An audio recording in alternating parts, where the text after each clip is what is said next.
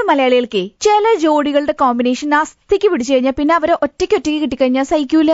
അതിപ്പോ ദാസനെ കിട്ടിക്കഴിഞ്ഞാൽ വിജയൻ എവിടെയും ചോദിക്കും. അതേപോലെ തന്നെയാണ് ജമ്പനും തുമ്പനും വിക്രമനും മുത്തും. ഇന്നിപ്പോ റേഡിയോ മാംഗോ സ്പോട്ട്ലൈറ്റില് അങ്ങനെ ഒരു കോമ്പിനേഷനിൽ ഒരാളാണ് റേഡിയോ മാംഗോ സ്പോട്ട്ലൈറ്റിൽ വന്നിരിക്കുന്നത്.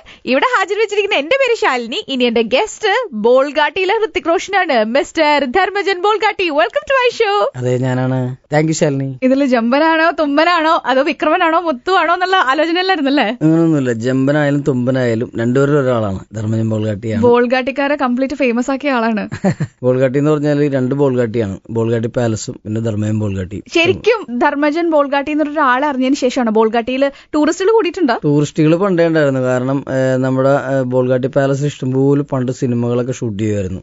അന്നേ ബോൾഗാട്ടി പാലസ് എന്ന് പറഞ്ഞാൽ ഞങ്ങൾക്കൊരു വിസ്മയമായിരുന്നു. വല്ലപ്പോഴൊക്കെ നമ്മൾ പോലും പോകാറുള്ളൂ. ഇപ്പൊ അങ്ങനെയല്ല, ഇപ്പൊ ഇടയ്ക്ക് ബോൾഗാട്ടിൽ പോകാറുണ്ട്. അപ്പൊ ആ ബോൾഗാട്ടിയുടെ ഒരു ബലത്തിലാണ്. കാരണം മുളവുകാട് എന്നാണ് ഞങ്ങളുടെ പഞ്ചായത്തിന്റെ പേര്. പക്ഷെ മുളവുകാട് എന്ന് പറഞ്ഞാൽ പേരിന്റെ ഒപ്പം ഒരു ബലം കിട്ടാതെ പോകുന്നുണ്ടോ എന്നൊക്കെ ഓർത്തിട്ട് അന്ന് മിമിക്രിയിൽ കിടക്കുമ്പോൾ ധർമ്മജന്റെ കൂടെ ബോൾഗാട്ടി ചേർത്തു. അപ്പൊ ഒരു ബോൾഗാട്ടി, ധർമ്മജൻ ബോൾഗാട്ടി, ഒരു പവർ ഉണ്ടെന്ന് തോന്നി. അങ്ങനെ ചേർത്തു. അതെന്റെ പേരിന്റെ കൂടെ ആയി. ഇപ്പൊ പലരും എന്റെ നാട്ടിലുള്ള ആൾക്കാരും എന്റെ അടുത്തുള്ള സുഹൃത്തുക്കൾ പോലും ബോൾഗാട്ടി എന്ന് മാത്രം വിളിക്കാറ്, ധർമ്മജൻ വിളിക്കാറില്ല. ധർമ്മജൻ വിട്ടിട്ട് ഒന്നുമില്ല. എനിക്ക് പണ്ട് ധർമ്മജൻ എന്ന പേരിട്ടപ്പോ എനിക്ക് ചെറുതിലെ സ്കൂളിൽ പഠിക്കുമ്പോഴൊക്കെ എനിക്ക് ഭയങ്കര വിഷമമായിരുന്നു. കാരണം എല്ലാവർക്കും രതീഷ്, സുനില്, ദിലീപ് എന്നൊക്കെ പറഞ്ഞ് പേരിടുമ്പോ അല്ല, ഇപ്പോഴും ടീച്ചർമാരാണെങ്കിലും ധർമ്മരാജൻ എന്നൊക്കെ വിളിക്കുള്ളായിരുന്നു. എന്നെ പലരും പല പേരിലാണ് വിളിക്കുന്നത്. ഭസ്മജൻ എന്ന് വിളിക്കുന്ന ആൾക്കാരുണ്ട്, ധർമ്മരാജൻ എന്ന് വിളിക്കുന്ന ആൾക്കാരുണ്ട്, ഹർഭജൻ എന്ന് വിളിക്കുന്ന ആൾക്കാരുണ്ട്, അമൃതാഞ്ജൻ എന്ന് വിളിക്കുന്ന ആൾക്കാരുണ്ട്. അപ്പോ അങ്ങനത്തെ പേരുള്ളത് കൊണ്ട് അന്ന് ഭയങ്കര ബുദ്ധിമുട്ടായിരുന്നു. പക്ഷെ പിന്നീട് ഈ ഫീൽഡിലേക്കൊക്കെ വന്ന് മിമിക്രിയിലൊക്കെ ആയി കഴിഞ്ഞപ്പോ വേറെ ആർക്കും ഈ പേരില്ല. സിനിമയിലായാലും മിമിക്രിയിലായാലും അങ്ങനെ പേരില്ല. അപ്പൊ എന്റെ പേര് ധർമ്മജൻ ബോൾഗാട്ടി എന്ന് വിളിക്കുമ്പോൾ വേറെ ആർക്കും ഇല്ലാത്തതിന്റെ പേരിൽ ഇപ്പൊ പേരിനോട് വളരെ സന്തോഷമുണ്ട്. പണ്ട് ഈ പേരിട്ട് എന്റെ പേരിൽ ചിലപ്പോൾ ആകുമായിരുന്നു. കാരണം എല്ലാവർക്കും നല്ല പേരും, ഏറ്റവും സ്കൂളിൽ ഏറ്റവും ചെറുതായിട്ടുള്ള എനിക്ക് എടുത്താ പൊങ്ങാത്ത ലോഡിങ്ങാരന്റെ പേരും. അല്ല, അതിനുശേഷം ഫേമസ് ആയതിനു ശേഷം കേട്ടോ വേറെ ആർക്കെങ്കിലും പേര് കേട്ടോ ധർമ്മജനുള്ള പേരുള്ള വളരെ ചുരുക്കം ചിലരൊക്കെ ഉണ്ട്, പരിചയത്തിലുണ്ട്. ഈ ഒരു പേര് ഇപ്പൊ ധർമ്മജൻ ബോൾഗാട്ടി എന്നുള്ള പേര് ഫേമസ് ആയതിനു ശേഷം ഫ്രണ്ട്സിന്റെ മക്കൾക്കോ അങ്ങനെ ആർക്കെങ്കിലും ധർമ്മജൻ കേട്ടിട്ടുണ്ടോ? ഒന്നുമില്ല, അവർ ആ സാഹസത്തിനൊന്നും മുതിർന്നിട്ടില്ല എന്നുള്ളതാണ് സത്യം. ഇപ്പോഴത്തെ പേരുകൾ എന്നൊക്കെ പറഞ്ഞാൽ വളരെ ചുരുങ്ങിയ പേരുകളല്ലേ എല്ലാവരും ഇടുന്നത്. അതുമല്ല, നമുക്ക് മനസ്സിലാകാൻ പറ്റാത്ത രീതിയിലുള്ള പേരുകളൊക്കെയാണ് ഇപ്പൊ ഇടുന്നത്. ഇന്നിപ്പോ ധർമ്മജൻ ബോൾഗാട്ടിയാണ് പറഞ്ഞതെന്ന് പറഞ്ഞപ്പോ ഞാൻ വെറുതെ ഇങ്ങനെ ഇവിടെ എല്ലാവരോടും പറഞ്ഞപ്പോഴേ റേഡിയോ ബാങ്കിൽ എല്ലാവരോടും പറഞ്ഞപ്പോ എന്റെ അടുത്ത് ഇവിടെ കുറെ ആർജീസ് പറഞ്ഞാണ് കേട്ടോ. ഇതിന് മുന്നേ ഇന്റർവ്യൂ ചെയ്തിട്ടുള്ള ആർജീസ് കുറച്ച് പേര് പറഞ്ഞ ശാലിക്ക് വലിയ പണിയൊന്നും ഉണ്ടാവില്ല, വെറുതെ മൈക്കങ്ങൾ തുറന്നങ്ങോട്ട് വെച്ചു കൊടുത്താൽ മതി, ഓണാക്കി വെച്ചു കൊടുത്താൽ മതി, കൈ കിട്ടി മാറിയെന്നാ മതിയെന്ന്. അല്ല, സത്യമല്ല. കാരണം വെച്ചാല് ഞാനൊക്കെ ആരെങ്കിലും കുത്തി ചോദിച്ചാലേ എന്തെങ്കിലും പറയുന്ന കൂട്ടത്തിലുള്ളൂ. എന്നോട് ചോദിക്കാറുണ്ട്, വലിയ തമാശയൊക്കെ TV പറയാറുണ്ടല്ലോ, ഇപ്പൊ എന്താ മിണ്ടാണ്ടിരിക്കുന്നത്, ഭയങ്കര ആബ്സെന്റ് മൈൻഡ് ആണല്ലോ എന്നൊക്കെ പറയാറുണ്ട്. എനിക്ക് ആരെങ്കിലും ഇങ്ങനെ വർത്താനം പറയാനുണ്ടെങ്കിൽ ഞാൻ അങ്ങനെ സംസാരിച്ചിരുന്നു പോകും. ഇതിന് മുന്നേ രമേശ് പിഷാരടി വന്നപ്പോൾ ഇതുപോലെ എനിക്ക് വലിയ ജോലിയൊന്നും ഉണ്ടായിരുന്നില്ല, വെറുതെ മൈക്കങ്ങോട്ട് ഓണാക്കിയിട്ട് ഞാൻ വെറുതെ ഇങ്ങനെ ഇട്ട് കൊടുക്കുമ്പോൾ ഓരോന്നായിട്ട് കൊളുത്തി പിന്നെ കഥ, ഉപകഥ, മഹാഭാരതം തന്നെ അവിടെ നിന്ന് രചിക്കുന്നുണ്ടായിരുന്നു. അതുകൊണ്ട് ചോദിച്ചതാ. അല്ല, രമേശ് പിഷാരടി എന്ന് പറഞ്ഞു കഴിഞ്ഞാൽ നാവില് ഭയങ്കര സരസ്വതിയുള്ള ആളാണ്. എനിക്ക് അത്രയ്ക്ക് സരസ്വതി വിളയാടണമെന്നാവൊന്നുമല്ല. കാരണം രമേശ് പിഷാരടി പറയുന്നതിലും കുറെ കാര്യങ്ങൾ, ഒരു തലച്ചോറിൽ ഒരു മറുപടി കിട്ടിക്കഴിഞ്ഞാൽ അത് നാവിലെത്തിക്കുമ്പോൾ സെൻസർ ചെയ്തിട്ടേ വിടുള്ളൂ. അതായത് ഓപ്പോസിറ്റ് ഇരിക്കുന്ന ആൾക്കാർക്ക് വേദന ഉണ്ടാകാത്ത രീതിയിലുള്ള സംസാരം ആയിരിക്കുള്ളൂ പിഷാരടിയുടെ സംസാരം എന്ന് പറഞ്ഞു കഴിഞ്ഞാൽ. ഞാനൊക്കെ അതിൽ ഒരുപാട് താഴെയാണ് സംസാരിക്കാനും പിടിക്കാനും, ഇത്രയും തമാശകൾ സ്പോണ്ടേനിയസ് ആയിട്ട് പറയാനൊക്കെ പിഷാരടിയൊക്കെ ഒരു ലെവലിൽ നിന്ന് ഒരുപാട് താഴെയുള്ള ആളാണ്. ജീവിതത്തിൽ ഭയങ്കര സീരിയസ് ആണോ? ജീവിതത്തിൽ സീരിയസ് എന്ന് പറയാൻ പറ്റുന്നില്ല. ജീവിതത്തിൽ സീരിയസും ആണ്, തമാശയാണ്, രണ്ടും കൂടി ഇടകലർന്നതാണല്ലോ നമ്മുടെ ലൈഫ് എന്ന് പറയുന്നത്. സംസാരിക്കുമ്പോ മുഖത്ത് നോക്കൂല്ലേ? അല്ല, ഞാനിങ്ങനെ ആലോചിച്ചോണ്ടിരിക്കണുള്ളത്. എന്റെ മുഖത്തോട്ട് നോക്കാൻ കൊള്ളില്ല അങ്ങനെ എന്തെങ്കിലും ഉണ്ടോ? അങ്ങനെയൊന്നുമില്ല, ശാലിനി സുന്ദരിയാ അല്ലേ? സംസാരിച്ച് എന്നല്ലേ കള്ളത്തരം കണ്ടുപിടിക്കാൻ പറ്റുള്ളൂ, അതുകൊണ്ടാ. അതെ, ശരി. പേരിടാൻ ഭയങ്കര മടിയുള്ള ആളാന്ന് പറഞ്ഞു. പഴംപൊരിക്ക് രതീഷ് പേരിട്ട ആളല്ലേ? അതെ. ഇപ്പൊ ശരിക്കും പറഞ്ഞാല് എല്ലാരും പഴംപൊരി ചോദിക്കുമ്പോ രതീഷ് എന്ന് പറഞ്ഞാണ് ചോദിക്കുന്നത്. ചേട്ടാ ഒരു രതീഷ് എന്നും പറഞ്ഞ് ചോദിക്കാൻ തുടങ്ങിയിട്ടുണ്ട്. അതുകൂടാതെ എനിക്കൊരു വളരെ അടുത്ത സുഹൃത്തുണ്ട്. ആ പുള്ളിനോട് ഈ സിനിമയുടെ 2 ദിവസം മുമ്പ്, റിലീസ് ചെയ്യാനൊക്കെ 2 ദിവസം മുമ്പ് സംസാരിച്ചിട്ട് പോകുന്നുണ്ടായിരുന്നുള്ളൂ. അത് ആ പടം കണ്ടു കഴിഞ്ഞിട്ട് എന്നെ വിളിച്ചിട്ട് നല്ല ചീത്ത പറഞ്ഞോടാ, നീ എന്റെ പേരിട്ടിട്ട് പഴംപൊരിക്ക് എന്റെ പേരിട്ടില്ലെന്ന്. നമ്മളത് ചിന്തിച്ചിട്ട് പോലും ഉണ്ടായിരുന്നില്ല. പക്ഷെ പടം ഇറങ്ങി കഴിഞ്ഞപ്പോഴേ ആൾക്കാർ ഇപ്പൊ ഈ പണിക്കാരൊക്കെ ചായ കുടിക്കാൻ വേണ്ടി പോകാൻ നേരത്ത് ചായക്കട ചെന്നിട്ട് രതീഷ് എന്ന് പറയാൻ തുടങ്ങിയിട്ടുണ്ട്. അതെ, അത് പുള്ളിക്ക് ഭയങ്കര ക്ഷീണമായി കാണുമല്ലേ? അല്ല, രതീഷ് പണിക്കർ സാധാരണ ശശി എന്നും പറഞ്ഞായിരുന്നല്ലോ മിമിക്രിക്കാരെ എപ്പോഴും ശശി എന്ന് പറഞ്ഞിട്ടുള്ള സംഭവമായിരുന്നു. സോമനുണ്ടായിരുന്നു. അപ്പൊ അതിൽ നിന്ന് മാറിക്കൊണ്ട് രതീഷ് എന്നുള്ള പേര് പഴംപൊരിക്ക് വീണതോടുകൂടി ശശിക്കൊക്കെ ഒരിത്തിരി ക്ഷീണം. അതെ, ശശിയൊക്കെ അതിൽ നിന്ന് രക്ഷപ്പെട്ട പോലെയാണ് ശരിക്കും, ക്ഷീണമല്ല. ചോദിക്കട്ടെ, ഈ പടത്തില് കട്ടപ്പനയിലെ ഹൃത്തിക് റോഷൻ, അതിൽ എല്ലാവരുടെയും ക്യാരക്ടർ എല്ലാരും പറഞ്ഞിരിക്കുന്നതിന്റെ കൂട്ടത്തില് ദാസപ്പന്റെ ക്യാരക്ടർ എല്ലാവരും പറയുന്നുണ്ട് അത് കയ്യിന്നിട്ട തമാശകൾ എന്തൊക്കെയുള്ള. കയ്യിൽ നിന്നൊക്കെ തമാശ ഇട്ടിട്ടില്ല എന്നുള്ളതല്ല, പക്ഷെ സ്ക്രിപ്റ്റ് വളരെ ശക്തമായിട്ടുള്ള സ്ക്രിപ്റ്റ് ആയിരുന്നു. അവര് ഭംഗിയായിട്ട് എഴുതി വെച്ചിട്ടുണ്ടായിരുന്നു തമാശകളൊക്കെ. ഞാനും സെലിംകുമാറൊക്കെ പറയുന്ന തമാശകൾ അവർ എഴുതി വെച്ച തമാശകളായിരുന്നു. ആ ഊഞ്ഞാലെന്ന് വീണൊക്കെയോ? ഊഞ്ഞാലിന്ന് വീണൊക്കെ അങ്ങനെ ഉണ്ടായിരുന്നു. പിന്നെ നമ്മൾ അത് പ്രസന്റ് ചെയ്യുന്ന രീതിയാണ് പ്രധാനം. ചോദിച്ചാ സത്യം പറയണം. തീർച്ചയായിട്ടും സത്യം മാത്രമേ പറയുള്ളൂ. സ്ക്രിപ്റ്റിൽ കൈയടത്തിയോ? സ്ക്രിപ്റ്റിൽ കൈയെടുത്തേണ്ട ആവശ്യം ഉണ്ടായിരുന്നില്ല. ഞാൻ ദിലീപേട്ടൻ എന്നോട് ചോദിച്ചു, എടാ സ്ക്രിപ്റ്റ് വായിച്ചിട്ട് എങ്ങനെയുണ്ടെന്ന് എന്നോട് ചോദിച്ചു. ഞാൻ പറഞ്ഞു നല്ലതാണ്, ചേട്ടൻ കൈയെടുത്തായിരുന്നാ മതി എന്ന് പറഞ്ഞു. അവനെ ആദർശിക്കാൻ എന്നോട് ചേട്ടാ നീ എന്താടാ ഒരു നിർമ്മാതാവിനോടും അതുപോലെ ദിലീപിന് പറഞ്ഞ മനുഷ്യനോടൊക്കെ ഇങ്ങനെ പറയാമെന്ന് ചോദിച്ചപ്പോ ഞാൻ പറഞ്ഞു ഞാൻ ഉള്ള കാര്യമല്ലേ പറഞ്ഞു, നല്ല സ്ക്രിപ്റ്റ് ആണ്, അതുകൊണ്ടാണ്. ഇനി ചേട്ടനായിട്ട് കൈയെടുത്തണ്ട. അതെ അല്ല ശരിക്കും കൈയെടുത്തോ പറഞ്ഞു. അല്ല എങ്ങനെ കൈയെടുത്തണം തമാശക്ക് പറഞ്ഞാണ്. ഞാനും ചോദിച്ചേ ഉള്ളൂ. അങ്ങനെ അനുഭവം ഉണ്ടോ? അനുഭവമൊന്നുമില്ല. ചില സ്ഥലത്തൊക്കെ ചെല്ലുമ്പോ അങ്ങനെ ആകേണ്ടി വരും. കാരണം നമ്മളോട് അവര് തന്നെ പറയും ധർമ്മജ ഒന്ന് നോക്കണ സംഭവങ്ങൾ എന്തെങ്കിലും ചെയ്യാൻ പറ്റുമെങ്കിൽ ചെയ്യണം, നിങ്ങളുടെ കോൺട്രിബ്യൂഷൻ ആവശ്യമാണ് എന്നൊക്കെ പറഞ്ഞ് നമ്മൾ പറയാറുണ്ട്. മിക്ക സെറ്റിലും ചെയ്യാറുണ്ട്. ഈ സെറ്റിൽ അതിന്റെ ആവശ്യം വന്നില്ല. ഈ സെറ്റിൽ പറഞ്ഞാൽ മതിയായിരുന്നു. എന്തെങ്കിലുമൊക്കെ അവരോട് വിപിനും വിഷ്ണുവൊക്കെ കൂടെ എപ്പോഴും ഉണ്ടായതിന്റെ പേരിൽ നമുക്ക് എന്തെങ്കിലും സംശയം വന്നാൽ അവരോട് പറയാം. നമുക്ക് എന്ത് കോൺട്രിബ്യൂഷൻ ഉണ്ടെങ്കിലും ധൈര്യമായിട്ട് പറയാം. ചീഞ്ഞു പോയാൽ കളിയാക്കുന്നേ ഉള്ളൂ. അത്രേ ഉള്ളൂ അല്ലേ? അല്ല ഇത് എന്തുകൊണ്ടായിരിക്കും എല്ലാരും വന്ന് ചോദിക്കണ്ടാവുക ധർമ്മജന്റെ അടുത്ത് എങ്ങനെയുണ്ട് സ്ക്രിപ്റ്റ് റൈറ്റർ ആയതുകൊണ്ടാണോ? പണ്ട് സ്ക്രിപ്റ്റ് റൈറ്റർ ആയിരുന്നു. അതുകൊണ്ട് തന്നെ നമുക്ക് എന്തെങ്കിലും ചെയ്യാൻ പറ്റുമെന്നുള്ളത് അറിയാവുന്നതുകൊണ്ടും പിന്നെ നമ്മളൊരു വിശ്വാസമൊക്കെ ഉള്ളതുകൊണ്ട് നമ്മൾ എന്തെങ്കിലും ചെയ്യുന്നുള്ളതുകൊണ്ട് ചോദിക്കുന്നതാ. ചോദിച്ചാൽ സത്യം പറയുമെന്ന് പറഞ്ഞു. ഇതുവരെ ഒരു സ്ക്രിപ്റ്റിലും സ്വന്തമായിട്ടുള്ള തമാശയൊന്നും എഴുതി പിടിപ്പിച്ചിട്ടില്ല. ഇന്നേവരെ എഴുതി പിടിപ്പിച്ചിട്ടുണ്ട് ഇഷ്ടംപോലെ. ഇതിലെന്താ? അതല്ലേ ചോദിച്ചത്. ഇതിലെന്താ? ചില ഇടങ്ങളിലൊക്കെ മാത്രം പപ്സ് എടുക്കുന്ന സംഭവങ്ങള് അല്ലെങ്കിൽ വിളിക്കാത്ത കല്യാണത്തിന് എന്നിട്ട് പ്ലേറ്റ് ആയിട്ട് വെക്കുമ്പോ ഒന്നത് വിളിച്ചിട്ടില്ല കല്യാണം, അതിന്റെ ഇടയിൽ വിളമ്പി തരാന്നിട്ട് അജിനോമോട്ടോ ഒക്കെ ഉണ്ടോ ചോദിക്കുന്ന സംഭവങ്ങൾ, അങ്ങനെയുള്ള നിസ്സാര കാര്യങ്ങളൊക്കെ ഉള്ളൂ. വല്ലാത്ത സംഭവങ്ങളൊക്കെ ശക്തമായ തിരക്കഥയായിരുന്നു അത്. ഇപ്പൊ കുറെ സിനിമകളിൽ അത്യാവശ്യം അഭിനയിച്ചിട്ടില്ലേ? ഇതില് ഈ കട്ടപ്പനയിലെ ഋതിക് റോഷൻ അഭിനയിച്ചതിന് ശേഷമാണ് ഏറ്റവും കൂടുതൽ ആൾക്കാർ വന്ന് അഭിനന്ദിച്ചത്. അതെ 2 ദിവസം എന്റെ ഫോൺ നിലത്ത് വെക്കാൻ പറ്റാത്ത വിധത്തില് ചുവട്ടിൽ തന്നെ പിടിച്ചിട്ടിരിക്കേണ്ട അത് വന്നു. എന്റെ ഫോണിന്റെ ഫോർമാറ്റ് മാറിപ്പോയി, വേറെ ഭാഷയൊക്കെ വന്നു. അത്രയും ആളുകളുടെ വിളി വന്നു. വലിയ ആൾക്കാരും പരിചയമുള്ളവരും പരിചയമില്ലാത്തവരും നമ്പർ തേടി പിടിച്ച് വിളിച്ചവരും ഒക്കെ. എന്താ പറയണവരൊക്കെ? ദാസപ്പൻ വളരെ നന്നായി, ദാസപ്പൻ കലക്കി, ദാസപ്പൻ പിരിച്ചു, ദാസപ്പൻ തിമിർത്തു, ദാസപ്പൻ കലക്കി, കിടുക്കി തിമിർത്തു കലക്കി ഇഷ്ടംപോലെ വന്നു. വാട്സപ്പ് മെസ്സേജുകളൊക്കെ ആണെങ്കിൽ തന്നെ 4000 5000 ഒക്കെ കഴിഞ്ഞിട്ട് നോക്കാൻ പറ്റാത്ത സ്ഥിതിയായി. അങ്ങനെ കുറെ പേര് വേറെ ടെക്സ്റ്റ് മെസ്സേജ് വിടാൻ തുടങ്ങി. ഇതൊക്കെ ഫോണിന് പ്രാന്ത് കയറിയിട്ട് ഫോൺ അങ്ങനെ ഹാങ് ആയി. 2 ദിവസത്തേക്ക് ഇങ്ങനെ വളരെ ഇതായിരുന്നു. അതിനപ്പുറത്തേക്ക് ദിലീപേട്ടന്റെ കല്യാണം കൂടാൻ പോയെന്ന് മമ്മൂക്ക വിളിച്ചിട്ട് ഞാൻ പെട്ടെന്ന് ശ്രദ്ധിച്ചില്ല. അപ്പൊ എന്നെ ഒരു വിളി ഡാ നേരം വിളിച്ചു. നോക്കിയപ്പോ മമ്മൂക്കയാണ്. വന്ന് അടുത്ത് തോളത്തിട്ട് ചേർത്ത് പിടിച്ചിട്ട് പറഞ്ഞു ഞാൻ സിനിമ കണ്ടു, നീ ആ സിനിമ തിന്നു കളഞ്ഞിട്ടോ എന്ന് പറഞ്ഞു. അത് വലിയ കോംപ്ലിമെന്റ് ആയിരുന്നു. കാരണം ചേർത്ത് പിടിച്ച് നിർത്തിയിട്ട് നീ ആ പടത്തിൽ വളരെ നന്നായിടാ, നല്ല സംഭാവനയാണ് നിന്റെ ആ സിനിമയ്ക്ക്, നല്ലോണം ഞാൻ ചിരിച്ചു എന്നൊക്കെ പറഞ്ഞിട്ട് മമ്മൂക്ക പറഞ്ഞപ്പോൾ ഉള്ളൊരു അവാർഡ് കിട്ടിയതിന് തുല്യമായിരുന്നു. മമ്മൂക്ക എനിക്ക് വേണ്ടിയൊക്കെ സംസാരിക്കുന്നുണ്ട്. ആന്റോ ജോസ് പേട്ടൻ എന്റെ തൊട്ട് പുറകെ ഉണ്ടായിരുന്നു. എന്നോട് പറഞ്ഞു മമ്മൂക്ക രാവിലെയൊക്കെ ഫോൺ വിളിച്ചിട്ട് ആരോടൊക്കെ ചൂടാകണൊക്കെ ഉണ്ടായിരുന്നു, അവനൊക്കെ കണ്ടോ, അവനൊക്കെ ആരും ശ്രദ്ധിച്ചിട്ടുണ്ടായില്ല, അപ്പൊ അവൻ ആ പടത്തിൽ കളിക്കണോ എന്നൊക്കെ പറഞ്ഞ് അങ്ങനെയൊക്കെ പറഞ്ഞെന്ന് പറഞ്ഞു. അതൊക്കെ വലിയൊരു കോംപ്ലിമെന്റ് ആയിട്ട് മനസ്സിൽ സൂക്ഷിച്ചു വെച്ചിട്ട് അഹങ്കാരം ഇല്ലാതെ വീട്ടിലേക്ക് പോയി. ഏതൊരു അവാർഡ് കിട്ടണേക്കാളും മഹാനടന്മാരുടെ ഒരു വലിയ വർത്താനം അതൊക്കെ അങ്ങനെ മമ്മൂക്കയ്ക്ക് പറയുള്ളൂ. അത് അദ്ദേഹത്തിനൊക്കെ അത് പറയാൻ സാധിക്കുള്ളൂ. ധർമ്മജൻ എന്നാണ് പേര്. പക്ഷെ ഒരുപാട് അധർമ്മം കാണിച്ചിട്ടാണ് ഈ സ്ക്രീനിൽ വന്നതെന്ന് ഞാൻ കേട്ടിട്ടുണ്ട്. ഒരിക്കലും ഇല്ല. അതായത് ഞാൻ പറഞ്ഞു തീർന്നില്ല. അതായത് പണ്ട് സ്ക്രിപ്റ്റ് റൈറ്റർ ആയിരുന്നു എന്ന് പറഞ്ഞല്ലോ. ആയിരുന്നു. അപ്പോ സ്ക്രിപ്റ്റ് എഴുതുന്ന ആള് സ്ക്രിപ്റ്റ് എഴുതി തീർക്കാണ്ട് പിറ്റേ ദിവസം അതിട്ട് വലിപ്പിച്ച് ഉച്ചവരെ എങ്ങനെയെങ്കിലുമൊക്കെ സ്ക്രിപ്റ്റ് എഴുതാൻ വേണ്ടിയിട്ട് ചാൻസ് ചോദിച്ചു വരുന്ന പയ്യന്മാര് പറ്റാത്ത സീനൊക്കെ ചെയ്യിപ്പിച്ച് അതവനെ കൊണ്ട് വീണ്ടും വീണ്ടും ബോറാക്കി ആ നേരം കൊണ്ട് സ്ക്രിപ്റ്റ് എഴുതി തീർത്ത്. കാരണം വെച്ചാല് ചിലപ്പോ നമ്മള് തലേദിവസം കൊണ്ട് ഇത്തിരി അങ്ങോട്ട് ഉറങ്ങിപ്പോകുമ്പോഴായിരിക്കും ഈ സീരിയൽ എന്ന് പറഞ്ഞ സാധനം വലിയ കട്ടിയുള്ള സാധനം. സീരിയൽ എഴുതുന്നവരെ നമ്മൾ നമിച്ചു പോകും. കാരണം അത് പ്രത്യേകിച്ച് കോമഡി സീരിയൽ എഴുതുന്നവർക്ക്. ഇത് എത്ര വർഷം മുന്നത്തെ കഥയായി പറഞ്ഞേ? ഇത് കഴിഞ്ഞിട്ട് 9 വർഷങ്ങളൊക്കെ ആയിട്ടുണ്ടാവും. അപ്പോ സ്ക്രിപ്റ്റ് എഴുതാൻ പെട്ടെന്ന് ഇങ്ങനെ ഉറക്കത്തിന് ചാടി നിൽക്കുമ്പോഴായിരിക്കും ഒരു 3 സീനൊക്കെ ചോദിക്കുന്നത്. അപ്പൊ നമ്മളോട് ചാൻസ് ചോദിച്ചു തന്നെ ഒരുപാട് പേരുണ്ടാവും. ഇവർക്കൊന്നും അഭിനയിക്കാൻ അറിയില്ലെങ്കിലും ഇവർക്ക് എങ്ങനെയെങ്കിലും അഭിനയിക്കണം, നമ്മളായതുകൊണ്ട് അഭിനയിക്കണം എന്ന് തന്നെ പറയും. അപ്പൊ ഞാനൊരു സീൻ എഴുതി വെച്ചിട്ട് 4 കട്ടികളുടെ ഡയലോഗ് അതിൽ എഴുതി വെക്കും. അപ്പൊ പിന്നെ രാവിലെ 9 മണിക്ക് ഷൂട്ട് തുടങ്ങുക അല്ലെങ്കിൽ 7 മണിക്ക് ഷൂട്ട് തുടങ്ങിയാൽ ഇവന്മാർ 11 മണിയാക്കി തരും. കാരണം തെറ്റിച്ച് കുളമാക്കിക്കൊണ്ടിരിക്കും. പക്ഷെ സ്ക്രിപ്റ്റ് റൈറ്ററായ എന്റെ ബലത്തിലാണ് അവിടെ ചെന്നിരിക്കുന്നത്. ഡയറക്ടർക്കും ഒന്നും പറയാനും പറ്റൂല, ബാക്കിയുള്ളവർക്കും പറ്റും. ഇവര് അരിപിറക്കണ നേരം കൊണ്ട് ഞാൻ ഒരു 3-4 സീനും കൂടി എഴുതും. അപ്പൊ എനിക്ക് സമയം കിട്ടി. അത് കഴിഞ്ഞിട്ട് ആ സീൻ എടുക്കുമ്പോഴേക്കും ബ്രേക്ക് പറയും. കാരണം അപ്പോഴേക്കും തളർന്നിട്ടുണ്ടാവും, വേർത്ത് കുളിച്ച് തളർന്നിട്ടുണ്ടാവും. ഒന്ന് ഭക്ഷണം കഴിക്കാതിരിക്കുമ്പോ അരിയത്തേക്കുന്ന ആൾക്കാരോട് പറയും, ഇനി എവിടെയെങ്കിലും പോകണമെങ്കിൽ ആദ്യം ഭക്ഷണം കഴിച്ചേക്കണം. ഇങ്ങനത്തെ സീനൊക്കെ അഭിനയിച്ചു കഴിഞ്ഞാൽ പിന്നെ ഭക്ഷണം കിട്ടില്ല എന്ന് പറയും. അത് രക്ഷപ്പെടില്ല. കാരണം ഈ എഴുതി തീർക്കണ്ടേ. സാധാരണ ലേഡീസിനെ വെച്ചിട്ട് തുടങ്ങിക്കഴിഞ്ഞാൽ നമുക്ക് രാവിലെ അവരുടെ ഒരു മേക്കപ്പ് അരമണിക്കൂർ പോകും. ആ അരമണിക്കൂർ കൊണ്ട് നമുക്കൊരു 2-3 സീൻ എഴുതാൻ പറ്റും.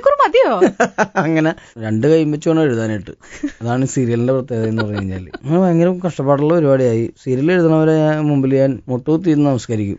കാരണം അത് ഭയങ്കര കഷ്ടപ്പാടാ.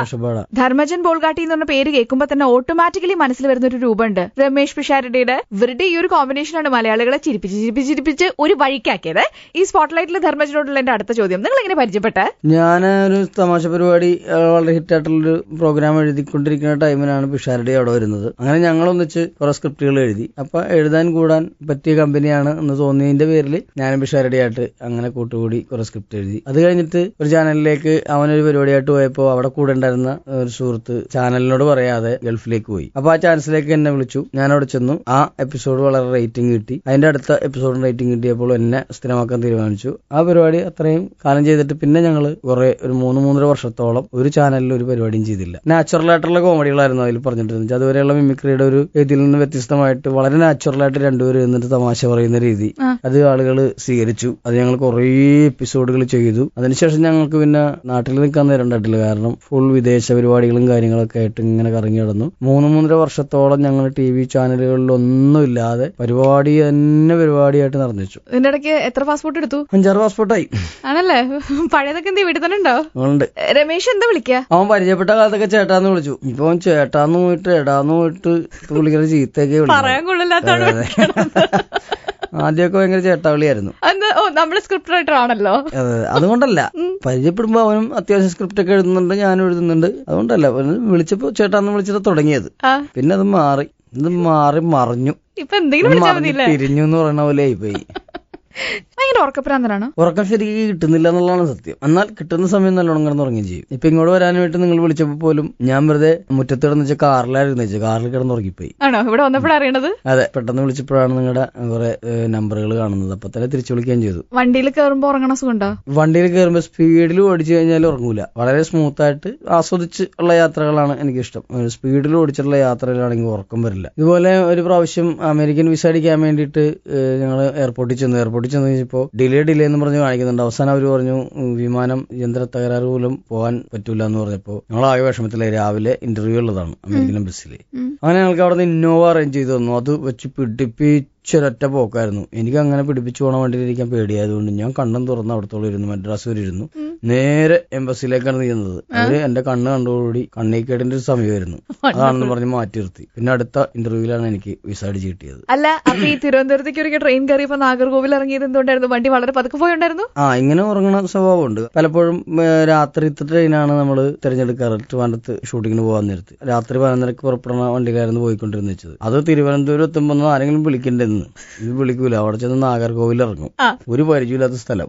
ആദ്യം നോക്കിയപ്പോ ചോദിക്കട്ടെ, ഇതെന്ത് തിരുവനന്തപുരത്ത് പരിപാടിയായിരുന്നോ? ട്രിവാൻഡ്രത്ത് ചാനലിന്റെ ഷൂട്ടിങ്ങിന് വേണ്ടി പോവാ. ശരി, കൊച്ചിന്ന് കയറി നേരെ ചെന്നു. ട്രിവാൻഡ്രം എത്തി. അവിടെ 10 മിനിറ്റ് വണ്ടി ഇട്ടു. നമ്മള് ബർത്തിലേക്ക് കിടന്ന് ഉറങ്ങണായിരിക്കുമല്ലോ. ആരും വിളിക്കുകയില്ല, പറയുകയില്ല. അവിടെ നിന്ന് പിന്നെയും കുറെ കിലോമീറ്ററുകൾ ദൂരമുണ്ട്. 60 കിലോമീറ്റർ ആയിട്ടുണ്ടെന്ന് തോന്നുന്നു നാഗർകോവിലേക്ക്. അവിടെ ചെന്നിറങ്ങിയപ്പോ തമിഴൊക്കെ എഴുതി വെച്ചേക്കുന്നു. സ്ഥലം മാറിപ്പോയ പോലെയൊക്കെ വന്നു. അവിടെ നിന്ന് ഒരു ചായ കുടിച്ച് 10 മിനിറ്റ് കഴിഞ്ഞപ്പോ തിരിച്ചു വണ്ടി ഉണ്ടായിരുന്നു. ആ വണ്ടിയിൽ നിന്ന് പിന്നെ ഉറങ്ങിപ്പോയിട്ട് കൊല്ലത്തൊന്ന് ഇറങ്ങി. തിരുവനന്തപുരം ഇറങ്ങിയില്ല. അങ്ങനെ ഭയങ്കര അബദ്ധം പറ്റിയിട്ടുണ്ട്. പിന്നെ തിരുവനന്തപുരത്ത് എത്തിയിട്ട് കാര്യം ഉണ്ടായില്ല. വേറെ ആളെ വെച്ച് ഷൂട്ട് ചെയ്തു. തുഷാരയുടെ വക ഒരുപാട് ചീത്ത വിളയൊക്കെ കേട്ടു. അതിനുശേഷം പിന്നെയും പോയി ഇറങ്ങി ഒരു പ്രാവശ്യം. അവിടെ പോയി ഇറങ്ങിയപ്പോ എന്റെ പോലെ തന്നെ അവിടെ 2-3 ചെറുപ്പക്കാർ ഇറങ്ങി നിൽക്കുന്നു. അവരിങ്ങനെ പകപ്പോടെ നിൽക്കുക നാഗർകോവിലില്. ഞാനിങ്ങനെ നാഗർകോവിലിൽ നിൽക്കുമ്പോ ഈ ചെറുപ്പക്കാർ ഇങ്ങനെ വട്ടം പൊളഞ്ഞിട്ട് നോക്കിയൊരു സ്ഥലം തെറ്റിപ്പോയല്ലോ എന്നൊക്കെ പറഞ്ഞ് അങ്ങനെ നിൽക്കുമ്പോ ഞാൻ അവരോട് ചോദിച്ചു, ഇത് നാഗർകോവിലാണ്, നിങ്ങൾ തിരുവനന്തപുരത്ത് ഇറങ്ങണ്ടല്ലേ? അങ്ങനെ മനസ്സിലായി. ഇതൊക്കെ ഞാൻ നല്ല എക്സ്പീരിയൻസാ. ധൈര്യമായിട്ട് ഒരു ചായ കുടിച്ചിട്ട് നമുക്ക് ഇപ്പൊ തന്നെ ട്രെയിൻ വരെ പോവാന്ന് പറഞ്ഞു.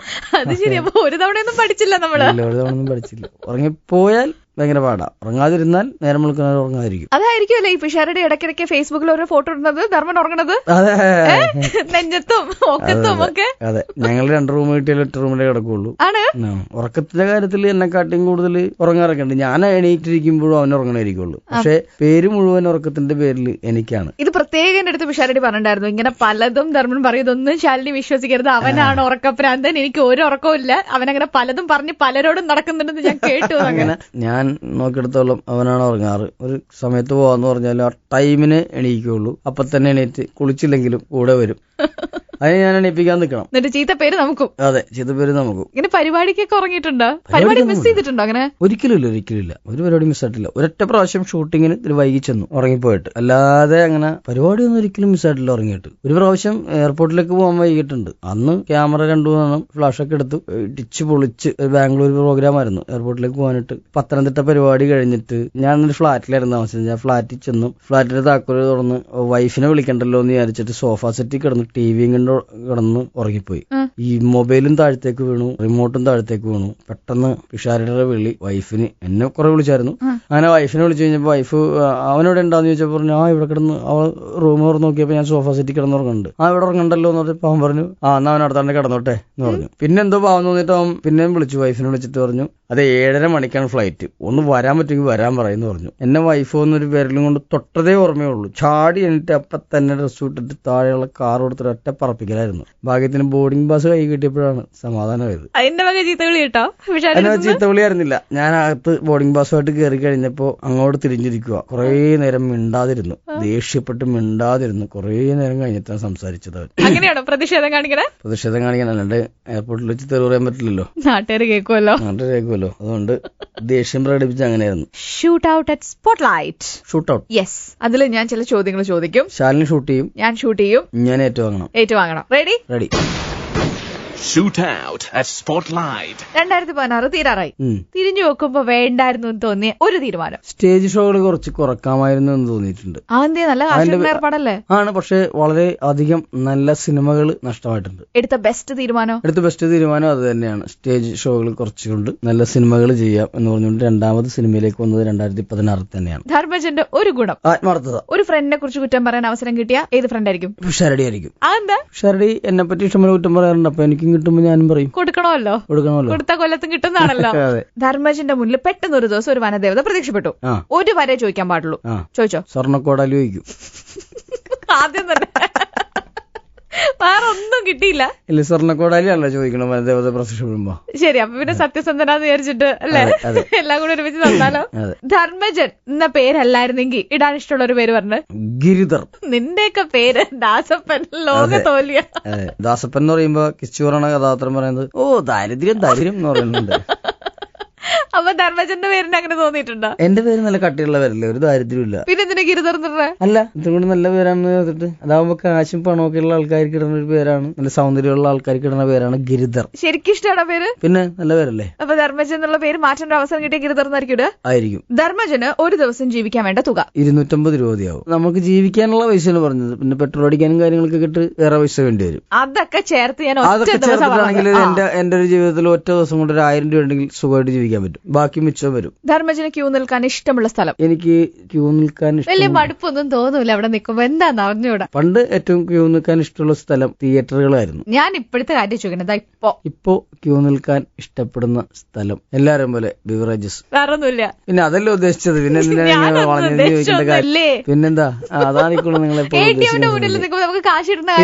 മുമ്പിൽ ക്യൂ നിൽക്കുന്നത് ഇഷ്ടമല്ല. ധർമ്മജനും പിഷാരടിയും തമ്മിൽ അടി വെക്കണമെങ്കിൽ അതിന്റെ കാരണം ഡാഷ് ആയിരിക്കും. അതിന്റെ കാരണം സമയത്ത് എത്തിച്ചേരാതിരിക്കുക, പങ്ക്ച്വാലിറ്റി ഇല്ലാതിരിക്കുക എന്നുള്ള കാര്യത്തിലായിരിക്കും ഏറ്റവും കൂടുതൽ അടി ഉണ്ടാവുന്നത്. അങ്ങനെയാണെങ്കിൽ ആരായിരിക്കും ആദ്യം അടിവെക്കുക? അടിവെക്കുന്നത് ഇപ്പൊ ചില കാരണങ്ങൾ കൊണ്ട് എനിക്കും വൈകി എത്തേണ്ടതുണ്ട്, ചിലപ്പോഴൊക്കെ അവനും വൈകി എത്തുന്നുണ്ട്. അപ്പൊ അങ്ങോട്ടും ഇങ്ങോട്ടും പറയും. ആർക്കാ കൂടുതൽ ദേഷ്യം ഈ പങ്ക്ച്വാലിറ്റി കീപ്പ് ചെയ്യാത്തതുകൊണ്ട് ഏറ്റവും കൂടുതൽ ദേഷ്യം പിഷാരടിക്കുക. അവന് ഇഷ്ടമില്ലാത്ത ഒരൊറ്റ കാര്യം അതാ. പിഷാരടിയുടെ സ്വഭാവത്തിൽ ഇഷ്ടമില്ലാത്തൊരു കാര്യം പറഞ്ഞു. അത് തന്നെ മുൻശുണ്ടി. ഭയങ്കര മുൻശുണ്ടിയാ. എപ്പോഴേക്കും അങ്ങനെ മുൻശുണ്ടി എടുത്തിട്ടില്ല. പലപ്പോഴും പല സാഹചര്യത്തിലും. ഒന്നാമത് തന്നെ ഞാൻ അവിടുന്ന് ഇവിടെ നിന്നൊക്കെ മിസ്സാകാൻ നേരത്തായിരിക്കുള്ളൂ അവൻ എപ്പോഴും പറയുന്നത്. നിന്നെടുത്തത് കണ്ടില്ലെങ്കിൽ പറയും, ഒന്ന് പറഞ്ഞിട്ട് പോകാൻ പാടില്ലേ എന്നൊക്കെ പറഞ്ഞ് പല്ല് അടിച്ചിട്ടൊക്കെ വരും. പേടിയാണ്. അല്ലെ, നമ്മൾ അങ്ങോട്ടും ഇങ്ങോട്ടും മാറി നിൽക്കാൻ നേരത്ത് ഇത് എനിക്ക് മാത്രം മാത്രമല്ല ഞങ്ങളുടെ കൂടെയുള്ള എല്ലാവർക്കും ഉള്ള സംഭവമാണ്. ചിലപ്പോൾ അപ്പോഴായിരിക്കും വിളിക്കുന്നത്. അപ്പൊ നമ്മൾ അങ്ങോട്ടും ഇങ്ങോട്ടും മാറി നിൽക്കണായിരിക്കുള്ളൂ. നിങ്ങൾക്കൊന്ന് പറഞ്ഞിട്ട് പോകാൻ പാടില്ലേ, മാറി നിൽക്കുമ്പോൾ ഒന്ന് പറയാൻ പാടില്ലേ എന്നൊക്കെ പറഞ്ഞ് വഴക്കായിരിക്കുള്ളൂ. പരിപാടിയൊക്കെ കഴിഞ്ഞിട്ട് കാറിൽ കയറാൻ നേരത്ത് ഞങ്ങൾ എല്ലാവരും കൂടി അവനെയും വഴക്ക് പറയും.